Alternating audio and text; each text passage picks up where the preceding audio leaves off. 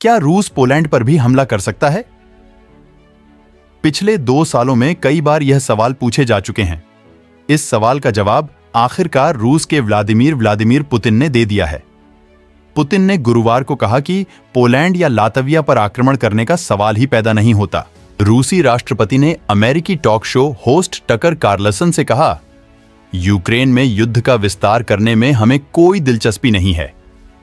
Carlsen ने साक्षात्कार में पूछा, क्या आप ऐसे परिदृश्य की कल्पना कर सकते हैं जहां आप रूसी सैनिकों को पोलैंड भेजेंगे?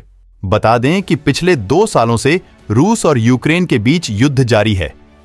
रूस के साथ चल रहे युद्ध के बीच यूक्रेन के राष्ट्रपति वोलोदिमिर जेलेंस्की ने यूक्रेनी सेना में बड़ा बदलाव करते हुए सेना प्रमुख वैलेरी जालुजनी को हटाकर कमांडर जनरल अलेक्जेंडर सिर्स्की अर्टिखासेन को नया सेना प्रमुख बनाया है। जेलेंस्की ने शुक्रवार को एक्स पर पोस्ट कर कहा कि अब सैन्य के नेतृत्व में बदलाव का समय आ गया है।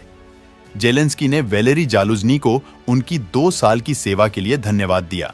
रूसी राष्ट्रपति व्लादिमीर पुतिन ने अमेरिका के प्रसिद्ध पत्रकार टकर कार्लसन के साथ इंटरव्यू में अपने दिल की पूरी भड़ास निकाली है।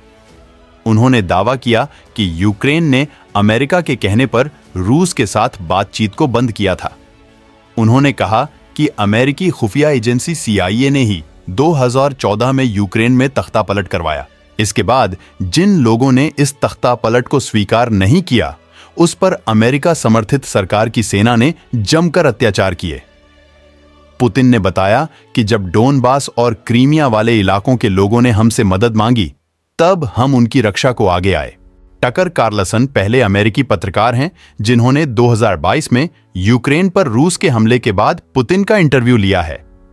2 घंटे के इंटरव्यू की शुरुआत पुतिन ने यूक्रेन को सदियों पुराने इतिहास को समझाकर की। उन्होंने कहा कि यूक्रेन कोई देश नहीं था, बल्कि यह पोल्स के जरिए आविष्कार किया गया नाम था। यह रूस के दक्षिण में स्थित एक जमीन का टुकड़ा था जिसे पोलिश लिथुआनियाई अपना हिस्सा मानते थे। उन्होंने कहा कि इस जमीन के टुकड़े पर कब्जे के लिए युद्ध भी हुआ, लेकिन मोलोटोव-रिबेंट्रॉप संधि के तहत यह हिस्सा रूस को दे दिया। 1922 में जब USSR की स्थापना हो रही थी, बोल्शेविकों ने USSR का निर्माण शुरू किया और सोवियत यूक्रेन की स्थापना की, जो पहले कभी अस्तित्व में नहीं था। पुतिन ने समझाया कि उस वक्त रोमानिया और हंगरी की कुछ जमीनें छीन ली गईं और सोवियत यूक्रेन को दे दी गईं, और वे अभी भी यूक्रेन का हिस्सा बने हुए हैं।